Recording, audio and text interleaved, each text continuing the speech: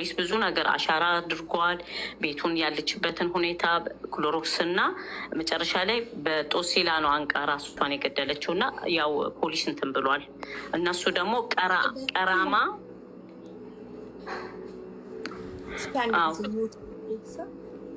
አዎ እኔም ስራ ነኝ ላውራችሁና ልውጣ እንደዚህ ወደ ዳር ቆሜ ነው ተለበለው እና ሰዎቹን ሴትዮዋ ምንድን አለች መሰለች? አንደኛ ልጅቷ ክርስቲያን ናት። ሳውዲ ላይ እዚህ መቀበር አትችልም። ራሱ ፖሊስ ራሱ የያዘው ፕሮሰስ አለ። ከነሱ 100,000 ቅጣት ተቀብሏል። ማድረግ የሚችሉበትን አሁን ለትልቅ አሁን እዚህ ጋር መታ ከነበረችው ትልቅ እህት አክስት አለቻቸው። አክስትየዋን አወራዋል። እሷ ምን መሰላችሁ ማድረግ ያለባት ተቋርጦ ነበር። ድምፅሽ ተቋርጦ ነበር። እስኪ ድገሚው።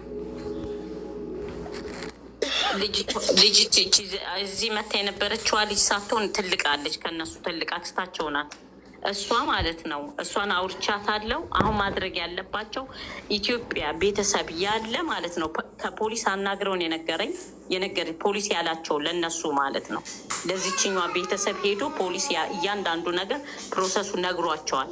ዝም ብሎ በቀላል ዛሬ ገንዘብ ስለተከፈለ ሬሳ የሚሄድበት ምክንያት የለውም። 6 ወር 7 ወር ሊፈጅ ይችላል። ስለዚህ ምንድነው ማድረግ ያለባቸው? አሁን ለልጅቷም ደውልላታለሁ፣ ለዚች ለትልቋ ማለት ነው። ኤምባሲ ኢትዮጵያ ሰራተኛና ማህበራዊ ጉዳይ ሚኒስቴር እንትን ተብሎ ማለት ነው። እነሱ ለኤምባሲ እዚህ ያስተላልፋል። ጠለባ ሄዱ። ምንም አይነት ከፖሊስ መረጃ ኢቃማ ያለ ሰው ኢቃማ ራሷ ካላት ሄዳ ቤተሰቦች የቅርብ ቤተሰቦች ውክልና ኢትዮጵያ ሰጥተው ቀጥታ ይህን የተሰጣት በአንድ ማለት ነው። ለዚች ለአረቢቷ የተሰጣት እኔ ድምጿን ቀድቼዋለሁ። እያንዳንዱ ያወራንበትን ድምጿን ሴቭ አድርጌዋለሁ። እነሱም በጣም እንትን ውስጥ ናቸው ያሉት። በጣም ነው የሚያሳዝኑት እነሱም ያሉበት ሁኔታ ማለት ነው። እና እነሱ የሚሉት ከኢትዮጵያ ወረቀት ይመጣል፣ ለኤምባሲ ይቀርባል። ኤምባሲ ፖሊስ የያዘውን ሙሉን መረጃ እንትን ካለ በኋላ ነው ቀጥታ ሬሳ ወደ ኢትዮጵያ የሚገባው። እነሱ ስንት ወር ይፈጃል ሲሏቸው ከ6 ወር እስከ 8 ወር ሊፈጅ ይችላል ምናምን ብለው ይሄን ነው እንትን ያሉት ማለት ነው። እና አሁን ልጅቷ እዚህ ጋር ልጅቷች ራሷ እዚህ ያለችው ምስኪን በጣም በሽተኛ ናት። ራሷ አረቧ በጣም ስለሷ መሰከረችላት። በጣም ጥሩ ልጆች ናቸው። ግን አንድና አንድ የመጨረሻ እነሱ እንትን የተረዱት ምንድን ነው? ጓደኛ ነበራት። ጓደኛው ከፈለግሽ አላገባሽም ነው ምናምን ብሎ እንትን ብሏት አልቅሳለች። ይሄ ሁላ የሆነው በወንድ ምክንያት ነው። እና እሱ ራሱ ደውሎላቸው ነበረ። ልጁ ራሱ ደውሎላቸዋል።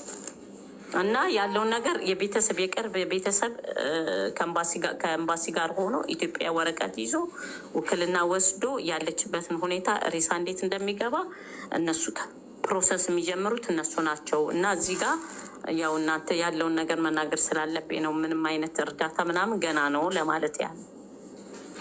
የምጠይቁኝ ጥያቄ ካለ ጠይቁኝና ልውጣ።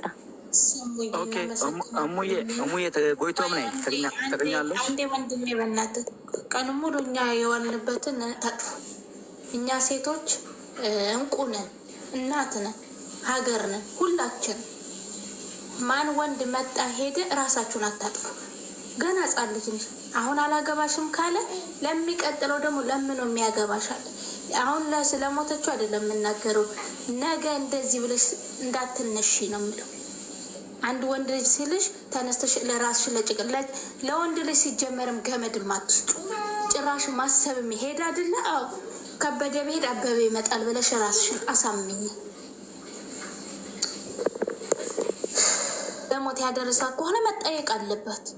እሱም ቢሆን ፖሊሱ ቤተሰቦቿ ሲቀበሉ እያንዳንዱ ፖሊስ ነው መረጃው እንዳያጤውልሽ ሲያገኙ ቀጥታ ለፖሊስ ነው ቤቱ ሙሉ ለሙሉ።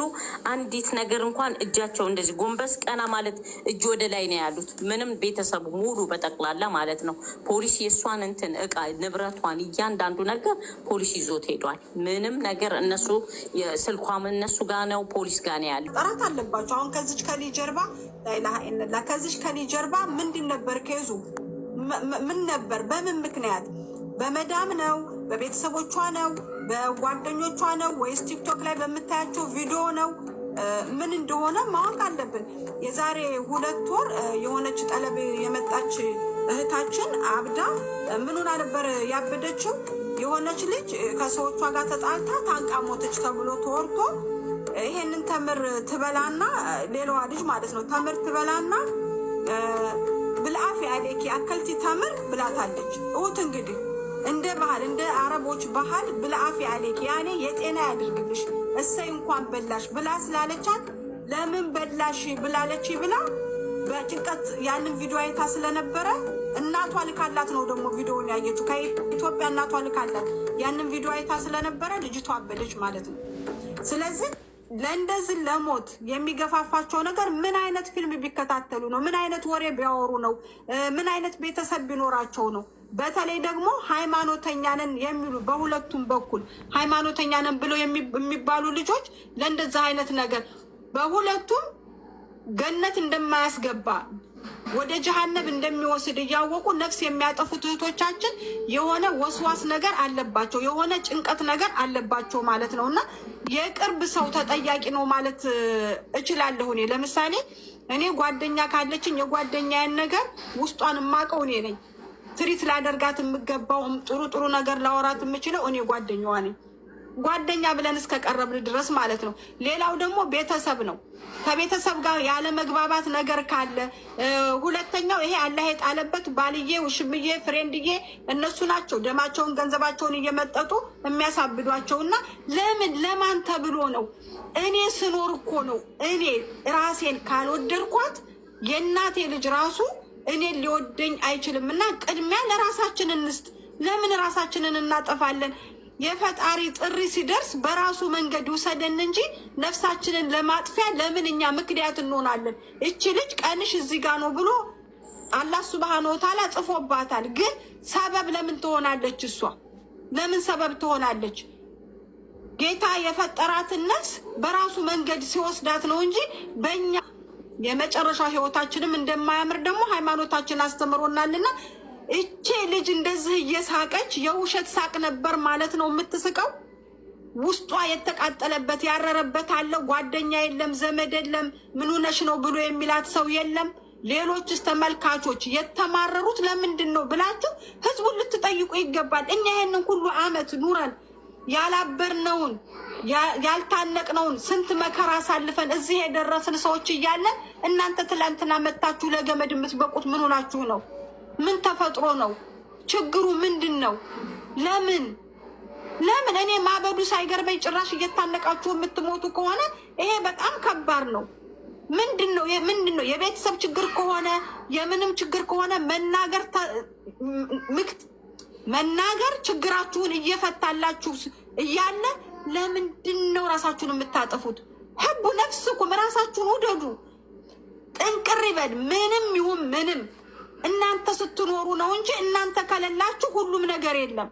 ጭራሽ ደግሞ ከፈጣሪ ጋር መጣላት ምን ማለት ነው? እኔ ልጅ አውቃታለሁ።